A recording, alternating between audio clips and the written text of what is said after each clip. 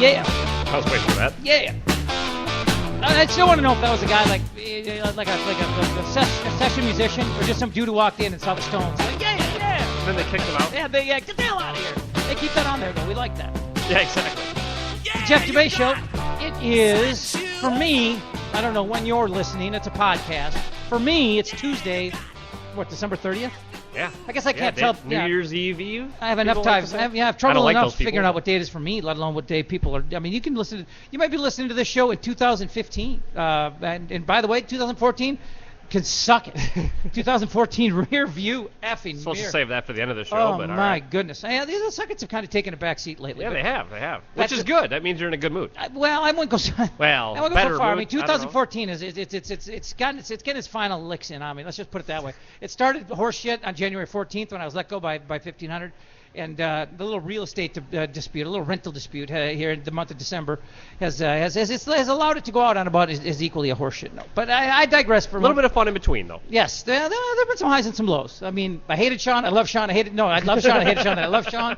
Not you, Sean. Sean Bernard. No, other Sean. No, I love Sean. I love all Seans. At least the two that I can think of that spell it S-E-A-N, Sean Jensen and Sean Bernard. Sean Jensen is here right now.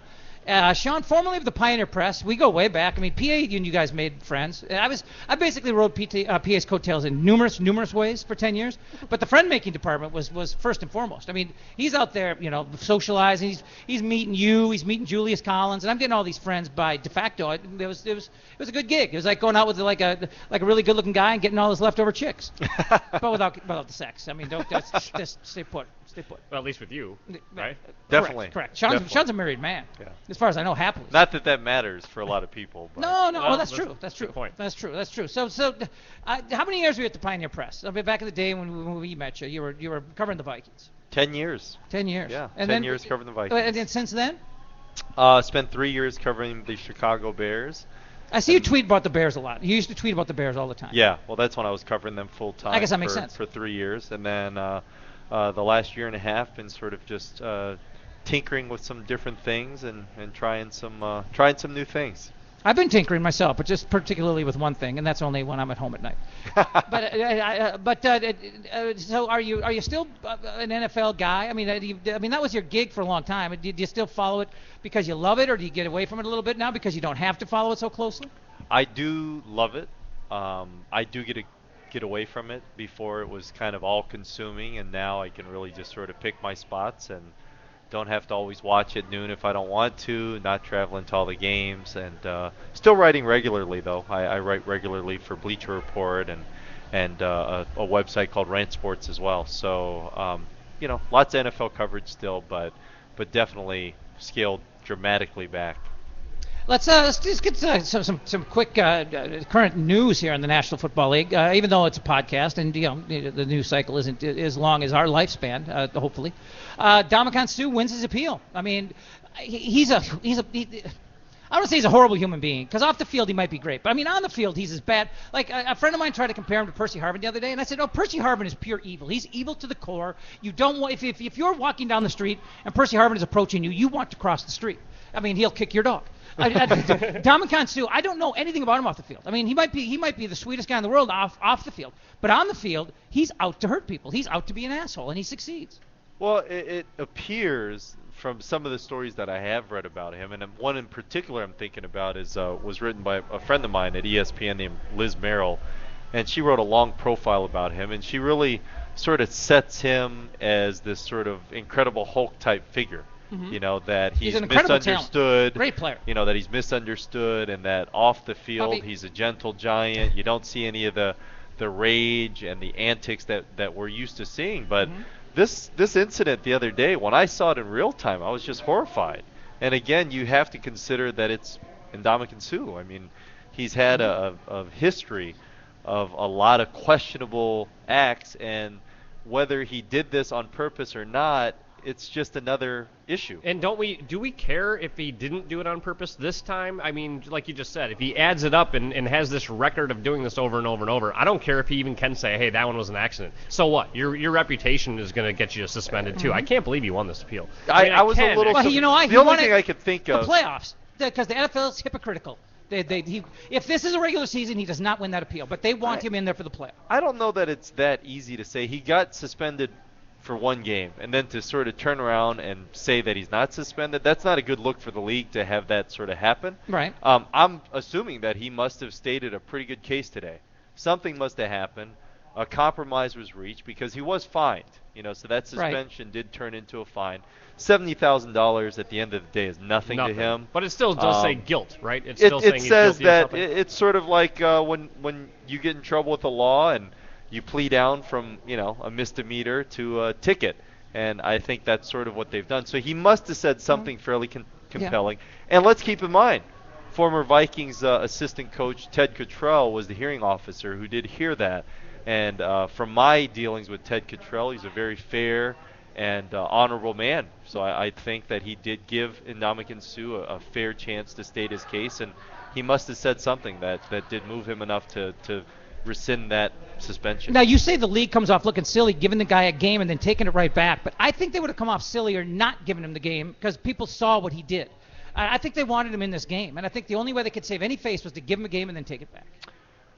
Oh, so you're saying it's the opposite of what he's saying. I think had they not given a game, they wanted him in this playoff game, I believe. I don't think they care that much. Honestly, really? they don't care that much. Maybe, I might buy into that. Well, it's not about who they want to win. It's the fact that, yes, he's a big defensive star, but he's a defensive player. The fact that he's playing is a draw, though, now. People want to see Big Bad Ndamukong. He's on the field against Romo. I mean, people want to see now it. Because of the suspension and all that, yes. They built a little hype. That. I'm not a big conspiracy guy, but I do believe had they just said, hey, this is the playoffs, let's not put a suspension on him, I think there would have been outrage. I mean, I don't think they could have afforded to not. Yeah, they had to do something. Yeah, they had to do something. And again, and we're defending Aaron Rodgers here, by the way, which is very painful for me. This is the way, quote unquote, the system should work. Mm-hmm. A player gets punished, he's able to appeal, and he wins an appeal. Sometimes you have to have that to make the players feel like that there is fairness in the process. And so I certainly can understand your point, but sure. I don't think it's a conspiracy where, I don't think the NFL wants to be in the business of handing out something and then having it taken back. I don't think that's a good But look. they are all about image, right? I mean, that's what Roger Goodell is. He's all about just protecting image. Yeah, so for I don't know. I can see it both ways, but I also see the replay on Fox made it look so much worse than it. I mean, and it was bad. I think it was egregious, and I think he should be suspended. But the slow motion and just keeps showing him rocking back onto it, and the way it made it look is as if he stood there for 7 seconds on the guy's leg, which looked so different. And I think, like you said, Puffy, that's what made the outrage come out was that replay over and over and over. Sure, and like I said, we're sitting here defending Aaron Rodgers for God's sake. I mean, this is like Iraq got nuked. It's like we gotta say something good about him. So it puts you in a bad spot.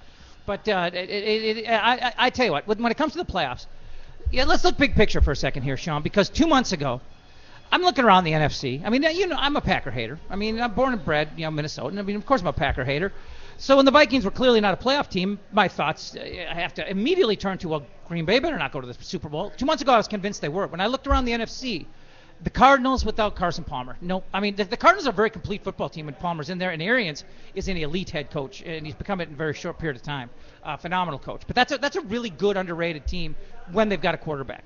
They weren't going to do it with Drew Stanton, so people can stop saying, well, boy, if Stanton would have stayed healthy. You're not going. Stanton was a mediocre college quarterback. He wasn't going to have it make it happen either. The Niners haven't been able to find themselves. I mean, the turmoil, everything's a mess. We don't know what Colin Kaepernick is anymore. When 2 years ago we thought he was the next, template of what an NFL quarterback should be, and then Harbaugh bolts. I mean, they were a mess. Seattle at the time, was looking really ordinary, looking like they had a little championship hangover. Detroit is Detroit. I'm not going to believe in Detroit, and I'm not. Tony Romo's got to show me in big games and clutch situations before I believe in him. I still think he'll shit the bed in the playoffs because that's what he does. So I mean, 2 months ago I was just forlorn. I mean, for a lot of reasons. My life's been in the tank for years, but I mean, more immediately was Green Bay was going to the Super Bowl, and I had no doubt. But you know what happened? That kind of seemed to change the tide, that changed the fortune, and really got me to come out of the garage and turn the engine off. Percy Harvin left Seattle. That's all it took. And here come the Seahawks, and now they're looking like the real deal again. The Seahawks are a tough team. I mean, they are thorough in every way. I think the one was it getting rid of Percy? Seriously. Well, I think it doesn't hurt, just because apparently he was a divisive, figure within that locker room. And dangerous. But Maybe homicidal. I do think the one area that the Seahawks are vulnerable is at receiver. I mean, yes. They've lost Percy, yes. who you can debate how much of an impact he had on last year's Super Bowl run, but you cannot debate the impact of Golden Tate. And you do see what he's done in Detroit. Yeah. And all of a sudden you've got the Doug Baldwins and some of the other guys. Two starters are undrafted free agents. Yeah, and so you have to wonder about that going to the playoffs. Yes, Russell Wilson's been pretty terrific. Defense looks good, but rarely does defense win championships. To go into the playoffs and to make that run in the postseason, I mean, you got to have everybody sort of chip in. And so when you look at it, I think in the NFC, probably the Seahawks are certainly the favorite, but Dallas is dangerous. I mean, you saw what Dallas did going into Seattle and winning that game. And Seattle didn't have a poor game. They put up a good fight, but the Cowboys held them off. Yeah. And the one area I will say, and I know this will make you happy, I really have big question marks about the Packers. Yeah, say it twice. I really have big question marks about the Green Bay Packers. One is good, two is bad. One, Aaron Rodgers is nicked up. Yeah. And I'm a little disturbed. I know the calf he was injured. He left the game. He came back. Let's not make it sound like he played through a torn ACL or something. And it's not like he's Michael Vick where he's got to run. I mean, he's a throwing quarterback, and he made some great plays. It was a terrific performance, but some of the heroic, headlines that I've seen, I think it's a little everything much. gets romanticized in Green Bay. I think it's been a little bit much. That's how they roll. But I'll say this: the offense has been dynamic. It's tempered off a little bit. I love what they're doing with the running backs. Absolutely. That's been huge. Absolutely. But huge question marks about the defense. Oh yeah. And it goes back to the same question: can they be perfect for 3 games? To be able to win those games and go to the Super Bowl and win that as well. And think of how much pressure that is on Aaron Rodgers to be perfect. And I'm not sure that any player can really hold up to that. I mean, at some point, all the times Tom Brady's won, he's needed his defense to make some big plays. He's needed, Adam Vinatieri to make some clutch field goals. Now, he's played terrific, and he's been a Super Bowl MVP multiple times, but he hasn't done it alone. Yeah, and right now, it's really Aaron Rodgers, Randall Cobb, Jordy Nelson, a little bit Eddie Lacy. But where are we seeing those big dynamic plays from key defenders or other offensive players? And granted, I did name a lot of key players on offense, but my point is the defense is really scary to me for the Packers. We're talking about the playoffs this year. I think it's going to hold as true to form as any year we've seen in a long time. I think the high seeds are going to win. I think the home field teams are going to win. I think you're going to get Seattle. I think you're going to get New England. And I'll tell you this, what was really fascinating, what's really intriguing about how it came down to the final week in the NFC for home field is if you're going to look at what are the hardest places to go and win in the postseason, Seattle and Green Bay are at the top of the list, along with maybe New Orleans. I mean, so you had arguably the top 2 most difficult places to go in and try to win an NFC Championship game, with the 2 teams battling for the right to play in those venues right in the final week. I mean, that was really intriguing. And that was cool. And I think that is going to be ultimately the difference maker. I think Green Bay would have beat Seattle had they had the home field, and I think Seattle will beat Green Bay because of it. I think that's a great point. I mean, the Packers are a very, very different team. And you're absolutely right. It is kind of one of the unique things about this playoff is that the high seeds are very, very favored. Yeah. I mean, it would not be – I think most people right now would pick the Seahawks versus the Patriots in the Super Bowl. Yeah. That's just kind of what you would chalk it up to. And so, can the Seahawks be beaten at home? Absolutely. It's possible. Can the Patriots? Absolutely. It's possible. But the odds are against any of those teams to do it. I mean, you don't see an obvious team where you say, oh, this team can go into – you're not thinking Denver. Nobody's saying with confidence that Denver can go into New England. What's wrong with Manning? But for one thing, Manning, at the top of his game, is a bad big game quarterback. And especially in cold weather, it's undeniable. Yes, cold weather. There's Bob. I mean, he's been a bad big game quarterback his whole career. I mean, even in college. I mean, he couldn't beat Florida when he needed to. He's got the one Super Bowl. But I mean, he's to me, he's kind of a Brett Favre in that regard. Let's talk specifically about Peyton Manning in Foxborough, and a couple things. One, I mean, the Patriots have a terrific home field advantage. Gillette is a great place. The fans are very smart, knowledgeable, just like Red Sox fans. I mean, that region knows sports, and so they know when to get loud. They know when to be quiet, and so that's a huge advantage. You got Belichick at home. You got Brady where he's comfortable.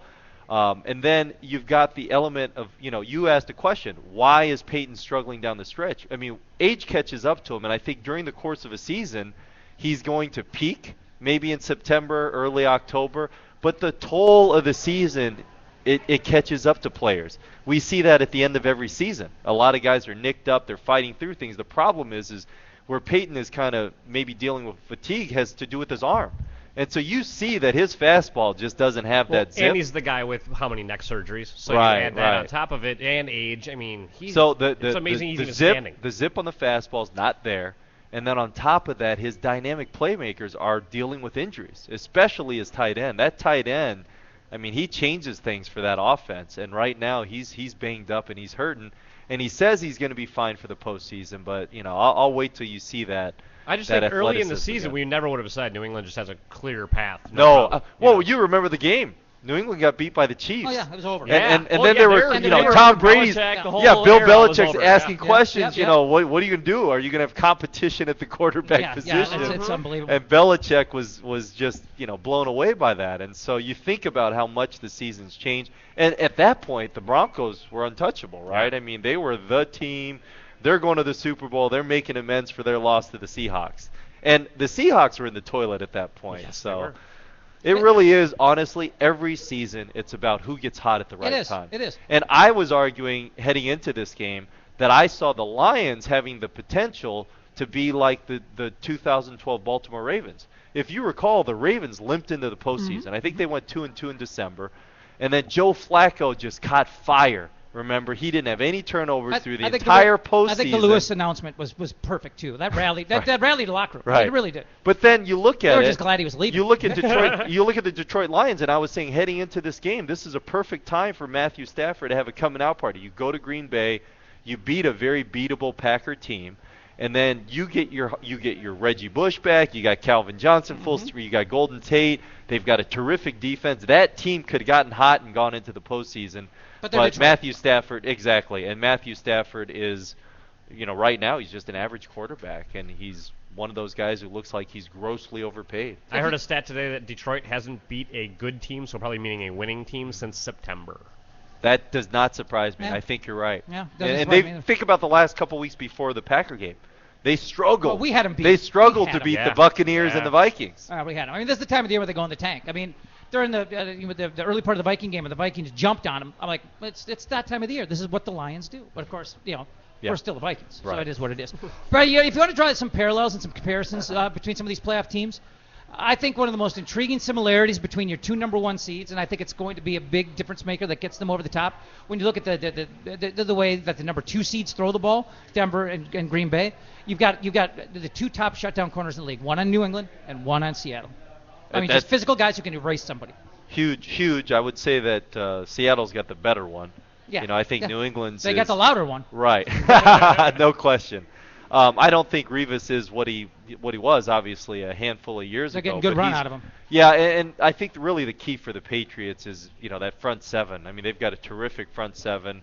Do they still have a Aqib Talib or not? Did they get rid of him? No, he's down in Denver. Okay, that's actually. Correct. Yeah, and he went to the Pro Bowl this year. He moves around a lot for a guy who can play. Well, he's character issues. That's why. There's no question. The talent is there. Yeah. It's all about can he I'm just going to assume because of the name. Yeah, I'm just assuming because of the name he's a terrorist. Right? Is he I mean, is that it? Is he on the no-fly list? He's definitely not a terrorist. Not a terrorist. Okay, so have I been flagged for a foul? Yes, that was that hurt my ears. You're gonna have to go to the bench for that one. Well, I mean, if he's on the no-fly list, that's gonna make him. It's gonna make him hard to be on certain teams, especially on the West Coast. There's a lot of air travel. Well, it would be tough to be on the Denver Broncos and be on the no-fly list. Yeah, I would think so. But I just think that if Sherman can erase, let's say Jordy Nelson, things get pretty tough. Things get pretty tough for Green Bay. Well, but that is an if. What makes the Packers really special, and I wrote about this for Bleacher Report a couple weeks ago, is they do have Jordy Nelson, who's a terrific receiver. But what makes them really special is Randall Cobb too. Mm-hmm. They not only have a terrific outside receiver, they've got Randall Cobb, who's one of the best, maybe the best slot receiver in the NFL. And if you notice, he is a threat on third down in particular. You just can't defend him. I mean, there's nobody who could really defend him. And so I think the combination of Randall, Jordy, and then even guys like Rodgers, the tight end, and Corliss, Jones, they've got some other playmakers. And so. Well, and then Lacey is a horse. Oh, no question. Oh, man. Just to see. You look at him and you're like, what's he weigh, like 260? And he never looks like he's moving that fast, but nobody can get him down. Yeah, trust me. Puffy. See, I look 260. I look like I'm not like I'm moving very fast, but nobody can keep me down. You just described me to a T, Sean Jensen. Nice. Let's look at some of these coaching vacancies. Arthur Blank the other day called firing Mike Smith the most difficult decision of his professional football career. And I say, Arthur Blank, what the fuck is wrong with you? This should have been this is the easiest. This is a horrible head coach. This is a head coach who threw away your window of opportunity. Your Super Bowl window came and went, courtesy of a horrible coach who's going for fourth downs in his own territory in playoff games. And then he lucks. I mean, he takes another mediocre shit-to-bed season and still has a chance to creep into the playoffs by just winning a home game for a 7th win, and he loses 34-3. This is a terrible head coach, and he should have been fired at halftime. That was that is as coaching decisions go. That was fairly easy. Yes. You have a chance to redeem. And I'll be honest with you, even if he gets into the playoffs and then they get smoked in the first round, he's probably still getting fired. Well, with that record getting in. I mean, the only thing that would have saved him is maybe a run to the NFC title game. He should have been fired last year. When they made the playoffs the year before, and he coached them right out of it, and then he missed the playoffs last year. I would have said see at that point. I know, and it's tough for me to be critical of. Wasn't Ticey on the staff? Yes, he was. It's tough for me to be critical of Mike Smith, though. He's really a good man. Truly is one of the sweethearts in the NFL, and yeah. Well, he really watching Hard Knocks, he actually did. Yeah, he's really genuinely a nice guy. Yeah. Very thoughtful. The he's not that. NFL does not stand for nice. But that means pretty much nothing, right? That's true. I mean, Leslie Frazier's the nice guy in the world. I mean, I'd love him to death, and I mean, you couldn't be honest to yourself if you didn't speak into a microphone last year and say they got to make a change. I mean, it is what it is. Once upon a time, I thought Denny Green was a nice guy. Believe it or not. I mean, he had his day in the sun. He had his day in the sun. But some of these other openings, I can't figure out the whole Harbaugh puzzle, the whole Harbaugh enigma. He's a fantastic head coach. He did not wear out his welcome at Stanford, as far as I know. As a matter of fact, his successor is having great deal of success there in his stead. And I mean, so Harbaugh didn't just go there and catch lightning in a bottle. He built something that's lasting. He's a builder. I mean, everywhere he goes, that's why Michigan is thrilled. I mean, let's not forget that he built San Diego State. He resuscitated that program. Yeah, that's why he got to Stanford. Wow, so went to San Michigan, Francisco. This is their second San Diego State coach in a row. They got to be careful.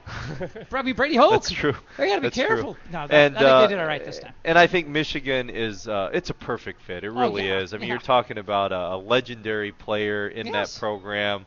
It's down on its luck, and they need something. And Jim Harbaugh showed that he could do it at Stanford, and now he's going to have a little bit of an easier time because the academic standards at Stanford are obviously a little higher. Yeah, than but Michigan's a tight academic institution. I mean, it's not a joke. It is. I'm not saying it's a joke. I mean, I went to Northwestern. I'm familiar with. Oh, so you're a snob. I'm familiar with all the Big Ten schools, but let's be honest. To say that Northwestern and Michigan have the same academic standards, and Michigan and Stanford, you are correct. And it makes a big difference. To be able to think about the pool of elite athletes that you have that can get into Stanford or Northwestern versus Michigan. It's a big difference. Starting point it's a big difference. It's a big difference. I tell you what, I think Michigan is one of these tricky jobs. There are some jobs in college football that have traditionally been thought of as elite jobs that I think right now are really kind of hard jobs, and I think Michigan's one of them because there's no reason for success to be built in there. The talent base isn't that great. The recruiting base. The recruiting base has gone so far south. I mean, I hope Harbaugh's got some pipelines. I mean, Urban Meyer will succeed in a northern school because he has those pipelines. Other than that, you're not going to see guys. Well, he's got the pipeline in California. He did a pretty good job in Texas. He's going to have to go. And then obviously Michigan, with Detroit. And, there's some players, but and let's face it. I mean, Michigan is an elite college program. I mean, kids want to go there. Kids want to go there. But yeah, exactly. They've had 2 traditionally. 8-loss seasons or something in the last 5 years. I mean, they lost to the Gophers by 3 touchdowns. We didn't work up a sweat. That's But tough. they could not have brought in a better coach with No. a bigger name. I mean, No. he is Well, recruiting-wise. It's a home run. I Easy. love him. I think he's an amazing coach. But I'm going to play devil's advocate since that's where we are right now. he might have a little wanderlust to him, and he seems like a guy who wants to be in the NFL, which I don't understand. I think great college jobs are better than good pro jobs. I remember talking to Mike Tomlin about this when he was the defensive coordinator and after he took the job in Pittsburgh. I remember we were at like the combine and I was just saying, Mike, I always thought you'd be a great college coach. I mean, could you imagine? I mean, Mike Tomlin is just very rah-rah guy. charismatic. Yeah. Well, he's just very charismatic. When he walks into a room, he owns it. Mm-hmm. And so to think that Mike Tomlin would go into the room of, kids and their parents, he would get you pretty fired up and wanting to sign on the dotted line. Yep. I thought the same thing about Herman Edwards, to be honest with you. Oh, absolutely. But the thing was, what Mike told me was he loves the challenge, the ultimate challenge of the NFL. I mean, it's the best of the best. Well, and these guys are the ultimate competitors, so you Right. think they'd want that. And so I think my take on Jim Harbaugh is I think where you might have seen where he was maybe struggling a little bit with it over the last few days, the reports that he's, his family wants him to go to Michigan. He's maybe considering some NFL opportunities. I think that's kind of the challenge. I mean, when you're a college head coach, it's a completely different job than being an NFL head coach. How long, how long do you guys think he stays at Michigan?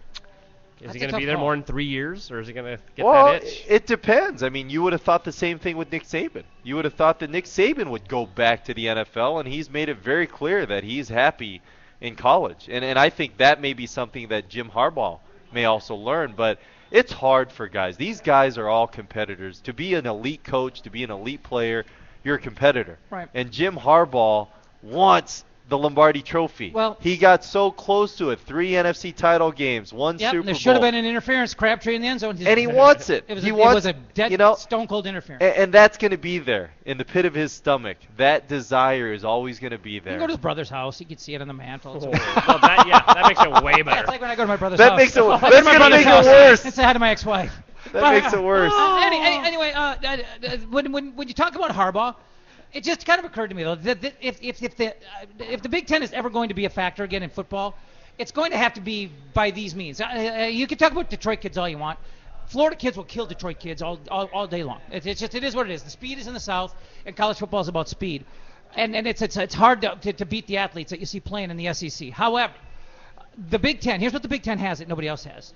The TV markets and the Big Ten network that is just printing money. All right, I mean the Big Ten. SEC networks. The SEC they do okay, but I mean their television markets are not New York City, Washington D.C., Philadelphia, Pennsylvania, Philadelphia, Pittsburgh, Chicago, Minneapolis, Milwaukee. I mean that's big. Detroit. Yeah, you're right. I didn't even say Detroit. I mean that's massive. I mean that's from the Midwest to the East Coast, every major market, including the biggest.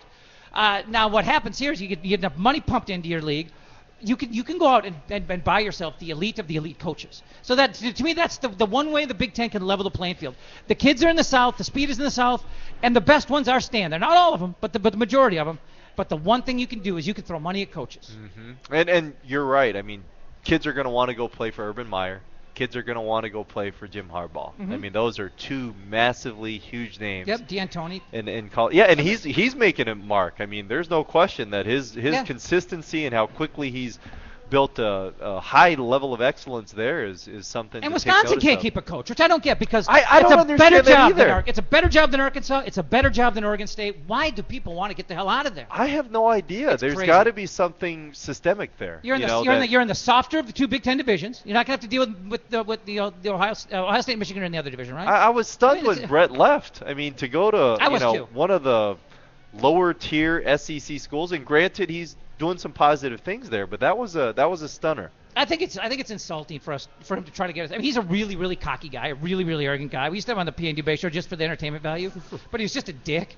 I think he's really kidding us. He wants us to believe he did not do the downward hook 'em horns. Did you see that? Like the press luncheon or whatever for the bowl game last week, going into their game against Texas. He's smiling with his arm around Charlie Strong, the head coach of Texas, and his left hand, he's got the hook 'em horns pointed down, like behind his back. So is this like Pointergate? Is this like Pointergate? But I mean, this is Hook 'em gate. But nobody makes this. Nobody does that by accident. He says he just does that by accident. This is natural like hand posture or something. Like, come on. I want to see the other photographs where he's doing I need to that see then. pictures. I need to see pictures. In all honesty, you hear rumors that Alvarez is a tough guy to work for. I can believe it. I mean, he built something. I don't blame him for protecting it, tooth and nail. I mean, he built that out of nothing. It's That's his baby, true. and he's going to caretake, and he's always going to look over the shoulder. I mean, it's like when Bo Schembechler became the AD of Michigan. Yeah, it's almost the same thing. It'd be tough to walk into a job where you've got that big a shadow, and the guy that cast the shadow is still involved and has decision-making power. Yeah, that's tough. Yeah, it's a tough spot.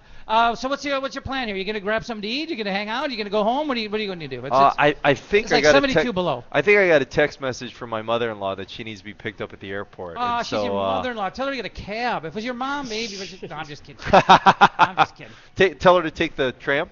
Yes, I'll pick her up on the light rail. There you go, light rail right down here. Yeah. Well, we'll bring her some chicken balls. Thanks, Sean. It's been awesome. Absolutely, it's good to guys. see you. We'll keep in touch, all right? For sure. All right, get the hell out of here. Hi, I'm Terry Daniel, and I've been a voice actor in Minneapolis for over 2 decades now. How often are you getting compliments on your voice? Now is the time to do something about it. If you're interested in getting into voiceovers, please contact me via my website at universalvoicetalent.com. Okay, last year, 2013, I lived just down the road, Pleasant Avenue, just a few blocks here from Uptown Pond, which is right on the corner of Lake and Pleasant. And, there are a couple of times, you just try to get to that next payday, maybe a couple of bucks short. If you've got some items, jewelry, diamonds, electronics, I mean, you come down here and they give you a fair price for it, and then you come back a week later, 2 weeks later, whatever, you get it back at a real reasonable price. So we're very competitive, we hope, on different angles, in different ends and different articles. Computers, electronics, TVs, jewelry. We buy, we give loans, and we also have emphasis on diamond jewelry too, that we also try and give credit for the best we can. We're specialists in that area also, so it's an all-round sort of combination. Well, it's a great place. It's a nice, clean place with honest people, and I tell you what, it's got a real family feel to it. As a matter of fact, it's tied into Strauss family, and I go way back with the late, great Jerry. So, I mean, these are people I know and people I trust. You can find them on Twitter, too, by the way. They're at Uptown Pond, and also on Facebook, Uptown Pond, and uptownpond.net.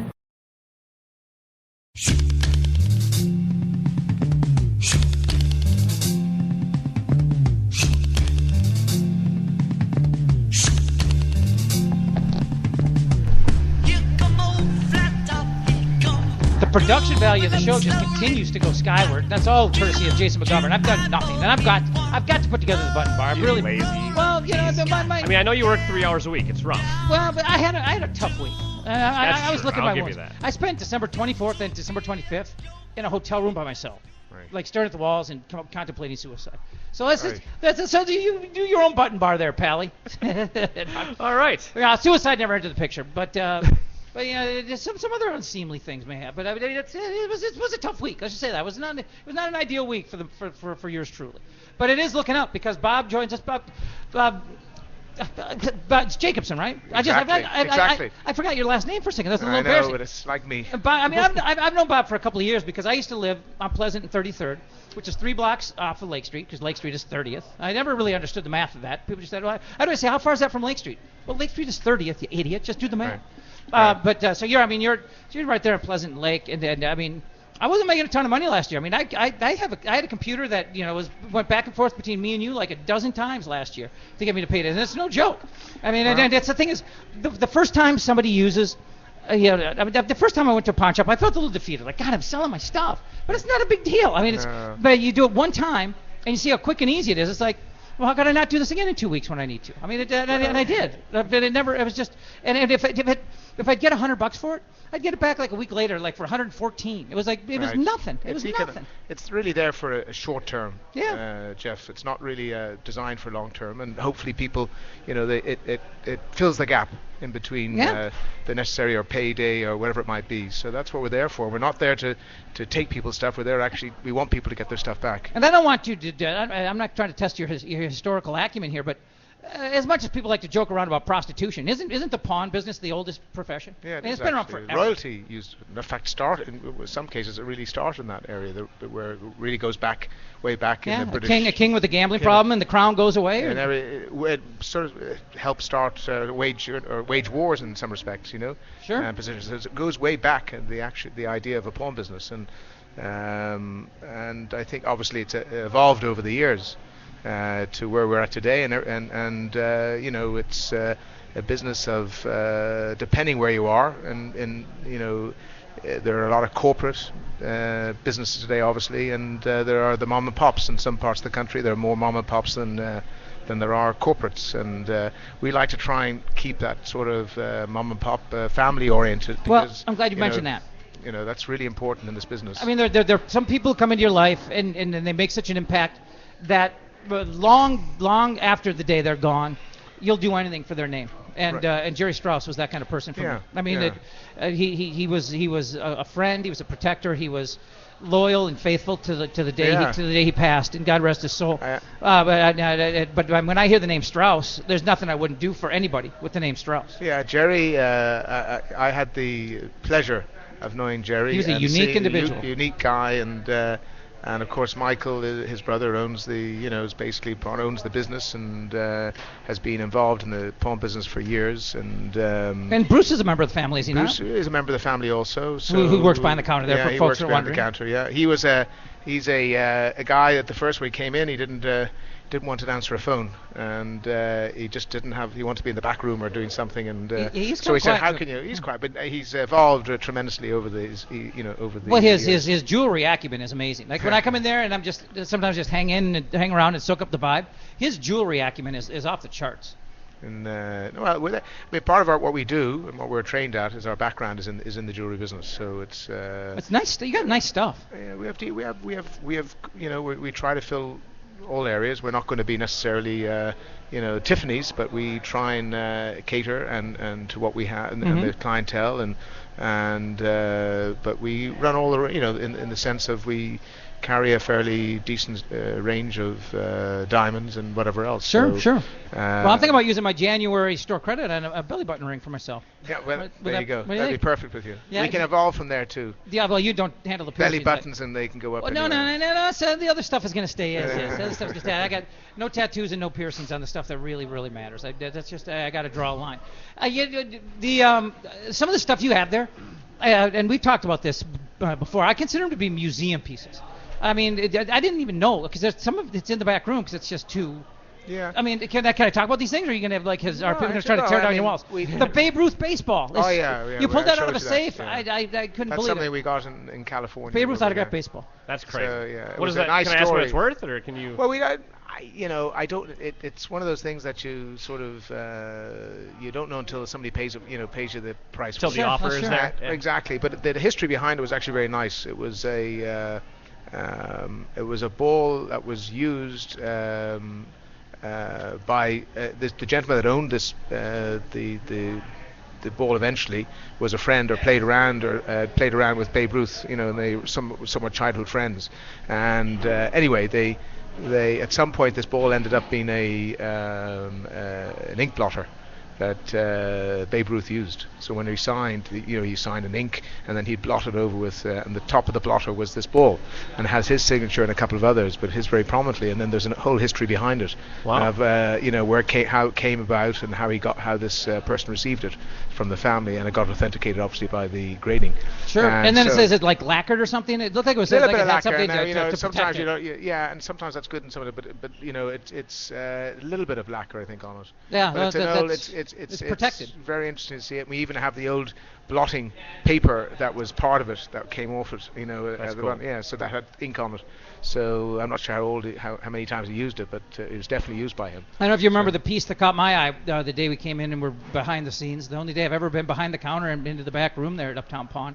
But it was the Al Pacino photo from Godfather 2. Don Corleone sitting back in his chair. Al Pacino he's taken over and he's got the pinstripe suit and he's looking all angry and intimidating, and this beautiful framed, matted, signed Al Pacino Godfather picture. Yeah. I mean Lucky answer. tell me some captain of industry who wouldn't want that behind his desk, like hanging up above his head, because they'll consider themselves it's badass. classical. Right? Seriously, it's classical, perfect. yeah. It's one of the. What is it? I've never seen that on the floor. What does that go for? Well, Or is that again? it's one of those things that I Make me an offer. Kind of thing. And some of those things we have as just things that we have as memorabilia, and we just sort of we hold on to them and bits and pieces It's that we so get. cool.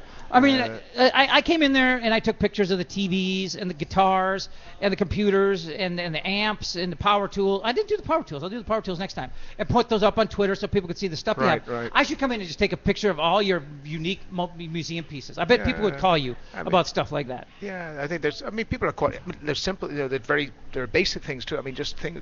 Oh, Mr. Coffee. You You got a Mr. Coffee. Mr. Coffee, there you go. You got one of those big fancy KitchenAid mixers that everybody likes so much. Yeah, the one doesn't. Believe it or not, we can't. I don't know if we can sell it now. So brand new in a box. I don't know. I think it's. Well, those things are not. Heavy duty, by the way. Yes, they're very heavy they duty. are. Yes, I know somebody who had one, and she swore by it.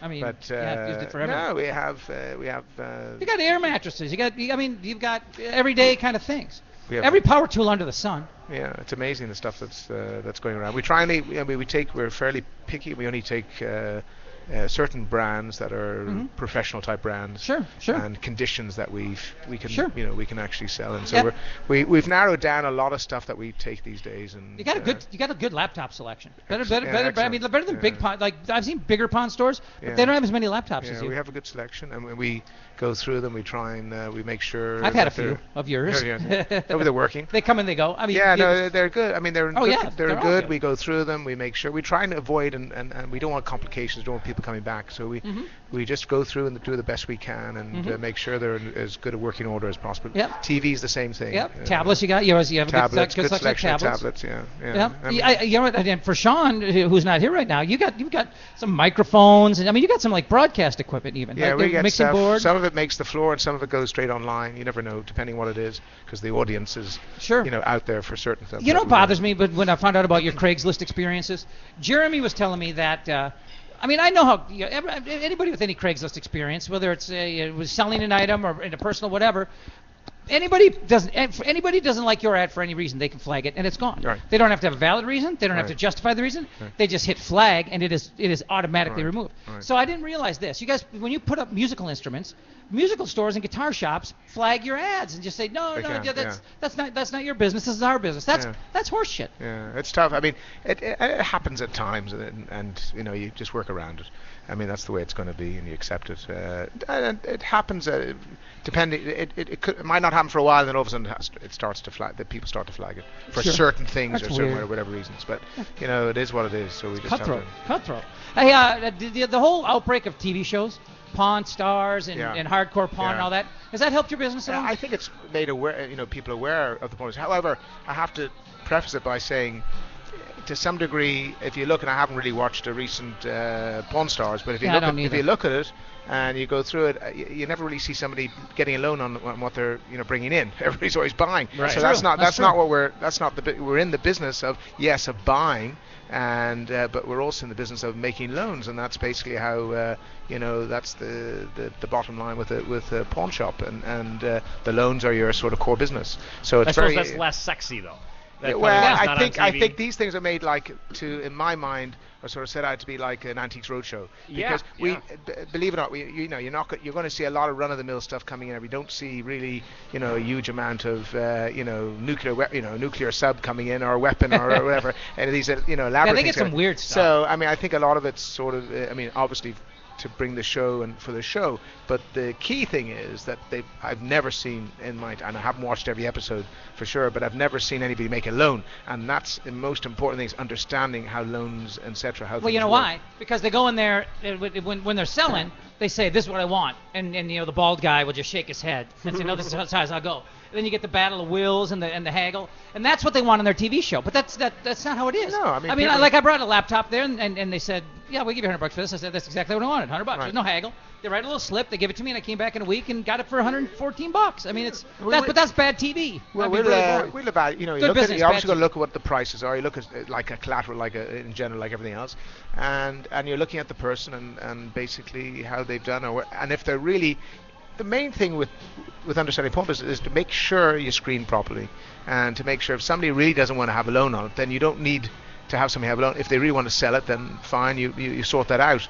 If it's something that they really need a loan on, of course, then you're going to give them a loan. So it's a matter of understanding, and the client understanding, what they want with their own collateral. Okay. But in the time remaining, I want to talk about you, Bob, because you're an interesting guy. I mean, you're born in Ireland. Yeah. Where in Ireland? Dublin. Dublin. And Yeah. how long were you there before you came to the United States? I'm half my life. Maybe I'm fudging a little bit, but I'm close to half my life in Ireland Okay. and half my life here, basically.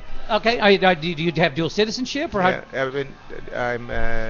I very gladly and thankfully got my American citizenship about a year ago, actually. Well, welcome aboard. Thank you, welcome man. aboard. We Thank welcome you. your taxes. Yeah, thank you. We're happy to have. We're happy to have them. Always. Happy to have them. So you just went back for like 3 weeks, huh? I was back in Europe, but I had some family. It was a memorial for my father who passed I'm for sorry, a year, Bob. I didn't know part of that, and to see my mother, who and also who's in England, and the rest of my family. So and also my wife, who lives overseas at the moment.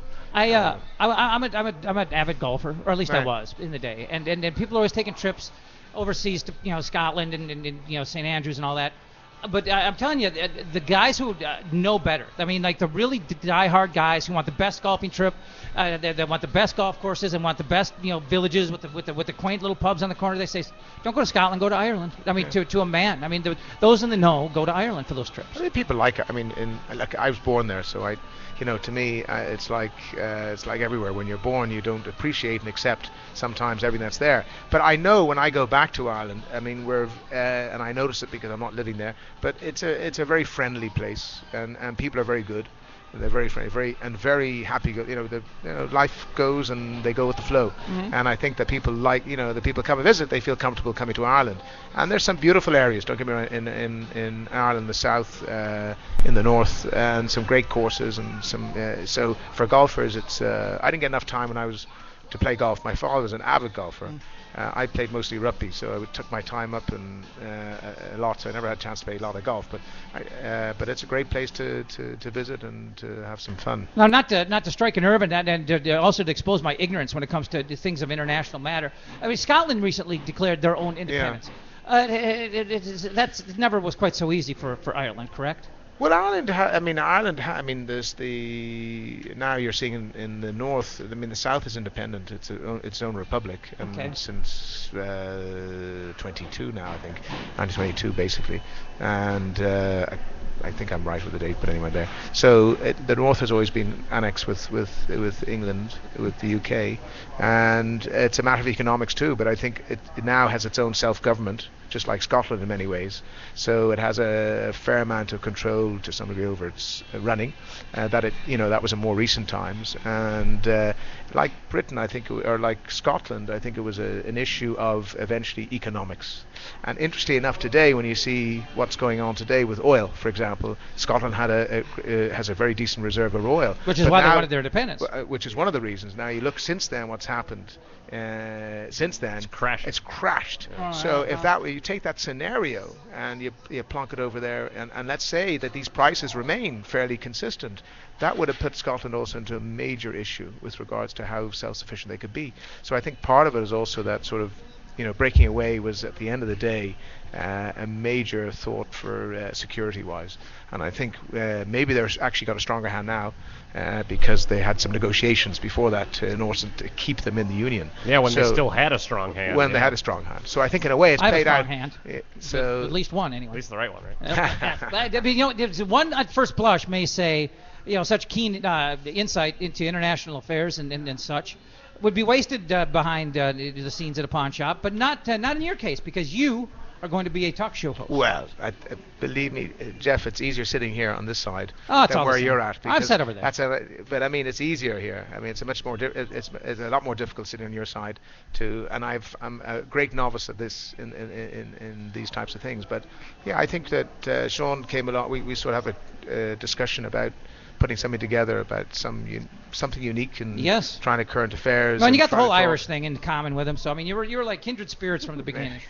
Very many, so I think so. I think we've hopefully we'll get it going soon, and we can start making progress. So Sean said. I talked to Sean today. He said, "Go ahead and plug away because the thing's happening." And great. We don't have all the details yet. I'm not positive who the cast will be, but you will certainly be part of it. And it's I believe it's going to be very political current events talk kind of a show. Something getting out. I mean, listen, what our little voice can do, but I think it's important to start to really talk about these things. When you said our little voice, you sounded just like a leprechaun. A leprechaun, there you go. It came from somewhere, right? It had to happen. Hey, but speaking of Ireland, I know that you still have sports tastes that carry back to your homeland. I mean, you like rugby. I assume you like soccer. I mean, yeah. Hey, which part of Ireland are McElroy and Darren Clark and Graham McDowell from? Some of them, they're all actually from the north. Okay, but very closely grouped, correct? Yeah, I mean, very like closely basically. grouped. In fact, I think if some of them, they're all in the north. Harrington is in the south, but most of those guys are all three of those are in the north side. You know what's so cool about Darren Clark is he hangs out with David Gilmour. I think that's pretty cool. I mean, if I could hang out with David Gilmour, that's pretty cool. I mean, I'm not sure which one I would think is cooler. Right. Darren Clark's won the British Open. David Gilmour was in Pink Floyd. Right. And he's not nearly as insane as Roger Waters. So I mean, that would just be that's just a cool friend pairing right there. Yeah, but anyway, nice. But anyway, tell me about your sports tastes. No, I mean, I played a huge amount of rugby when I was growing up. Did you really? Yeah. Wow. So I was a lot. I'm too soft. Very well. I tell you, looking at it now, but the game's changed dramatically. Really? So it looks the same. Well, no, it's the same, but it's a game now of an incredible speed and fitness. I mean, when I was playing, and I played very good. I've never seen a fat guy play rugby. No, but let me tell you, at the level they're playing today, even though they don't get played like a professional. Recently, I think I mentioned to you that I was somehow, luckily, I didn't even know it was on, watched the NBC, I think it was, maybe 6 weeks ago on a Saturday, and all of a sudden I see, the New Zealand All Blacks playing, the USA. How can they not be forced to change that if the Redskins got to change theirs? How can the All Blacks? Right. Yeah, I know. Well, I mean, come on. But I told you, firstrow.org, you can get all the rugby and soccer. Yeah, but I was lucky. I mean, what amazed me was here's rugby being played on prime time, Saturday afternoon on a major network, right, with a stadium, Soldier Field filled. That's right. It was a Soldier Field. It had 60,000 people or something there. So it wasn't about whether the USA could, the Eagles could beat the New Zealand, because it was never going to happen. Sorry to say, but hopefully one day it will be. But it wasn't about that. It was about the fact that you could draw 60,000 people, sold out in 3 weeks, that people want to see rugby, and that's really important. I think it's a really great thing for rugby here. That is. They're an amazing. I mean, New Zealand's an amazing team, so one of the top teams in the How about soccer? Are you a soccer fan? Yeah, I watch soccer. I'm not as avid with soccer as I am with rugby, but I'll definitely, absolutely. I mean, I used to be many moons ago. Chelsea used to be my. But that's many moons ago. A close friend of mine his name is Dana Wessel. He's the morning show producer at K-Twin. Or at least last time I checked, he was. Yeah. In radio, you never know. You never know. But he's a big Chelsea fan. Yeah. Like embarrassingly so. Yeah. But wasn't last year a pretty good run for the squad, for the boys? Yeah, I think so. They're all pretty. I mean, it's all. I mean, like everything else today, it's become, in a sense, very much like a major league anything, so the big teams are able to draw the big players. Well, but Manchester United's down and everybody's loving it. United's it's like down. Kicking the City, interesting enough, City is is in that upper fold, so that's very interesting. They're both in the same city, Manchester, and so one trades off the other. So I go. My brother lives in Manchester, so I've taken the little sort of our equivalent of the light rail going downtown, going past the stadium, in Old Trafford. So it's don't let the hooligans get you. Don't let the hooligans get you. Of course, you probably are one of the hooligans. That way you got nothing to be afraid of. Be one of the troublemakers, then you can't get in trouble. Hey, but last question for you, Bob. Are you going back to the store tonight? I don't know if I am tonight. What time is it? I needed to ride back to Uptown. But I hate to tell you, you just killed me. I don't even have my car with me. I came on the bus today. Not to tell you that, but that's great. That's okay. I got bus change. Thanks. Thanks, Bob. No, Uptown Pawn. Anything you want to say in closing about the store? No, hours, phone number? Come in, and our hours are 10 to 6 Monday through Saturday, and 10 to 4 on Sunday. Come in and say or call us. Come in and see us and see what we have and what we can do for you. And I'm going to come in and take some pictures and post some stuff on Twitter as we did a few weeks ago. So just to give people an idea of what you got going on.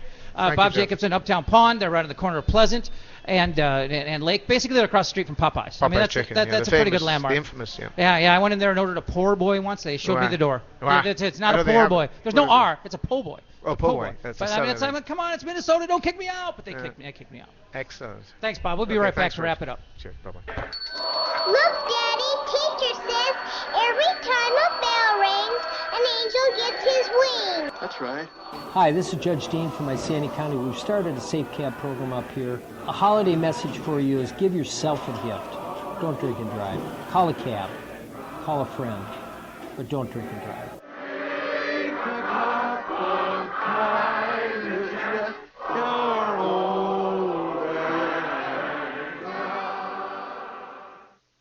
folks who've listened to the show, they know that I lived in the Uptown area here, right down Pleasant Avenue, as a matter of fact, and on the corner of Pleasant Lake is where Uptown Pawn is. And I have been here numerous times, had numerous business dealings with them. It's just a nice place with good, honest people. Bob Jacobson, the owner, you run the place.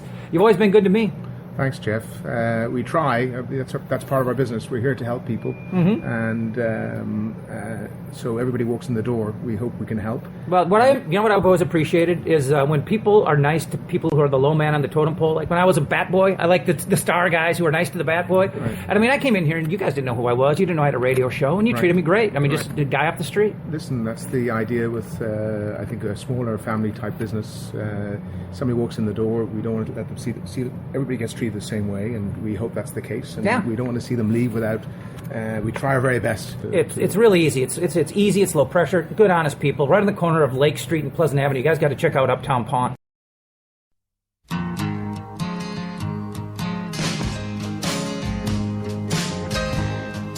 gonna survive. I got it. We're back.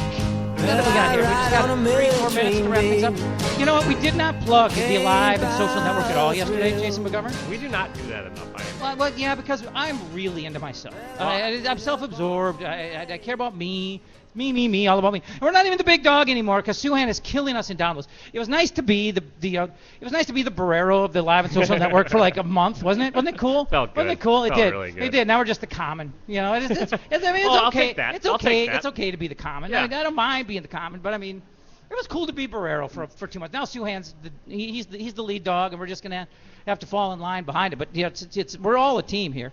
I'll ride his coattails too. Yep, absolutely. Not to mention, I basically recruited him to the Alive and Social Network. So where's my stipend? Yeah, you get all the credit, Where's my right? stipend for that, by the way? But the Alive and Social Network, if you go, here's the best way to acquaint yourself with the Alive and Social Network, I think, is you go to Spreaker.com. It's spelled like speaker with an R. Spreaker.com.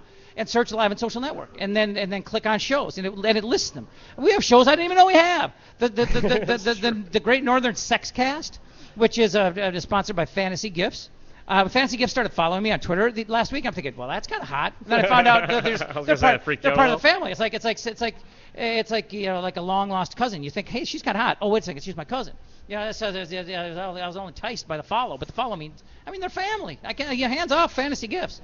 But Kelly Guest, who I've worked with at the Fan and at Clear Channel, she, by the way, she's a coug, and she's got a sexy voice. She's perfect for this. Well, she is. She's she's a vamp. She's perfect for this, and I mean this with love. I mean I mean this as a compliment. I swear to God, she's got as sexy and sultry a radio voice as you're going to find. I mean, if you're going to listen to this, stand next to a cold shower because you might need it. But that's the Great Northern Sex Cast. Is that what it's called, the Great Northern Sex Cast? It's the Great Northern Sex Cast. Okay, then there's, of course, the Jeff Dubay Show. We got the live band karaoke every Friday night at O'Gara's. And it is Wednesday night this week, so if you're listening so tonight it's or New Year's tomorrow. Eve? Yep, New Year's Eve this week. Oh, nice. And the Pubcast, which you host. You're going to be the guest on tomorrow. I'm going to be the guest tomorrow from Burger Moe's, which, as a matter of fact, I should let people know, Wild Wednesday, 1 o'clock tomorrow, because it's New Year's Eve. We're not going to go out and do a nighttime show. We're doing it at 1, and with me as a guest on the Pubcast to follow. Yeah, we don't need to be part of amateur hour while we're doing that. Correct. Rusty Gatenby review. He's jet setting. He's interviewing movie bigwigs and moguls. He's a big shot. He's plugged in. He's a guy who votes for movie awards. I didn't know he's that big of a deal. I didn't realize he was that cool either. I know he's cool, but that's really cool. That is cool. The aforementioned Suhan Unfiltered. Go to Spreaker.com. Search for Suhan Unfiltered, and you won't believe. Look at his list of shows. His guest list is amazing. It's ridiculous. I mean, it is the who's who of anybody who, not just in Twin City sports, but really the who's who of anybody who's cool. And Jim's doing a great job, and his numbers are massive. And he's put us to shame. We were getting a little big for our britches for 2 months. We carried the network on our back for 2 months, and now we're just whatever.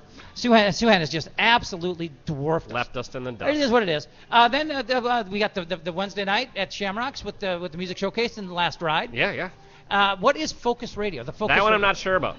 There's something here listed under us as the Focus Radio. It's got one episode So it is a brand new one. So check that one. I mean, there are like 8-9 shows on the 11 Social Network. We were the first. Network. We were the first. Well, you weren't here at the very beginning. I wasn't here at the very beginning. But I was second. It was a little sketchy. I'm not gonna lie to you. I mean, there was no producer, and I had one microphone, and we had to share it, pass around a table. It was humble beginnings. It's a little bit better now. It was like Little House on the Prairie radio. I mean, it was like way more primitive than. Well, my buddy used to do a podcast where he literally just spoke into the microphone on the laptop. Well, I mean, that's about as bad as it gets. Well, this is pretty bad. I mean, this was. But passing the microphones. You want to hear some crazed radio? It was either episode 2 or 3 that our guest backed out at the last minute, and I had to do an hour by myself with no commercial break or no pause or no breath, and no producer, no sidekick. No. It is awful. I mean, you feel so sorry for me by the end. I mean, number one, you're exhausted listening to me, but by the end, you feel so legitimately sorry for me. It's like when the closing bump came on, it was that poor guy. Thank God. Close relief you ever had. It's so sad. It's so sad. Hey, thanks to Sean Jensen. Thanks to Bob Jacobson. Thanks to Uptown Pond. Thanks to Devil's Advocate.